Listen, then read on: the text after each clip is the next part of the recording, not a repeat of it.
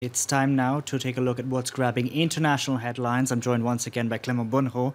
Good morning to you. And you're starting out with media reports that the U.S. Department of Justice has decided not to charge two white police officers for shooting a black man last year in Louisiana.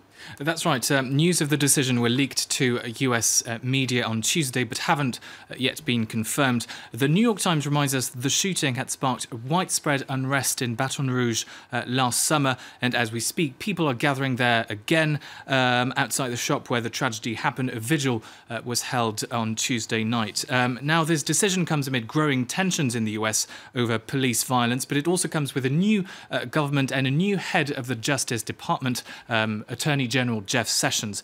This decision could well set the tone for the rest of Trump's presidency, the New York Times suggests. Eradicating racism was one of Barack Obama's top priorities, but it looks like the Trump administration is clearly siding with the police on this one. That's a story we have been following this morning here on Live from Paris.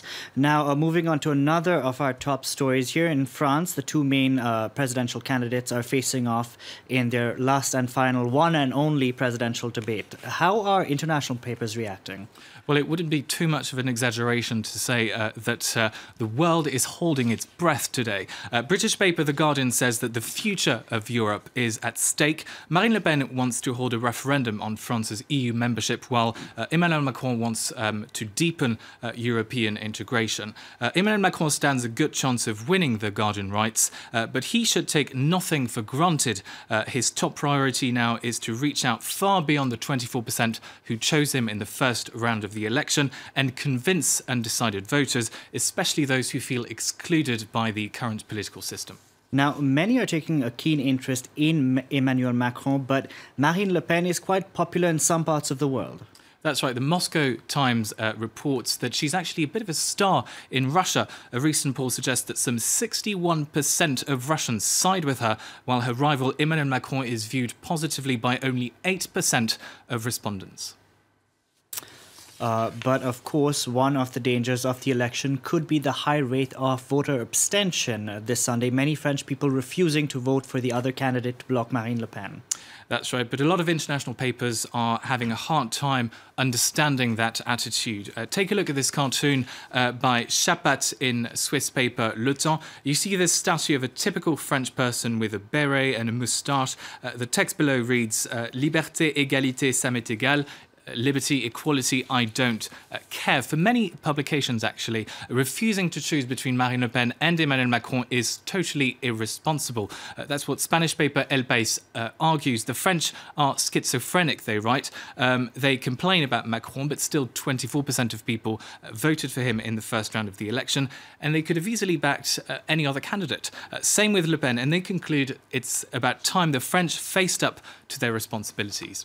You're going to cross the channel next, Clément, where the British Prime Minister Theresa May is talking tough and vowing to be a bloody difficult woman in talks with the EU. That's right. Theresa May is on the front page of several British newspapers this morning, and every time with the same photo showing her eating chips while visiting Cornwall. The caption here on the front page of The Independent is quite funny. Let me read it for you. The chips are down. The Prime Minister rubbed salt in the wounds of the EU after her comments yesterday. Now, you might be thinking that this photo is a bit awkward, and indeed many users have made fun of it on social media, saying Theresa May looks quite sinister, if not downright pathetic. Perhaps one of the best reactions is this tweet. As you can see, the cone of chips has been replaced by a human brain. I wonder whose brain that may be. Jean-Claude Juncker's, let's see.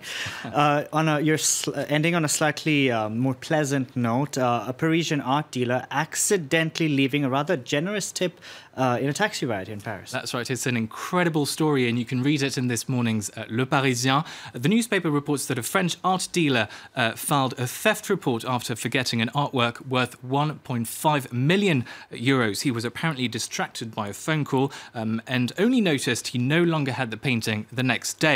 The story ends well. The taxi driver returned the artwork to the police, and the art dealer should be able to get it back in no time. I hope the taxi driver gets a hefty tip. Hopefully. We'll see. Clément Bonneau, thank you very much.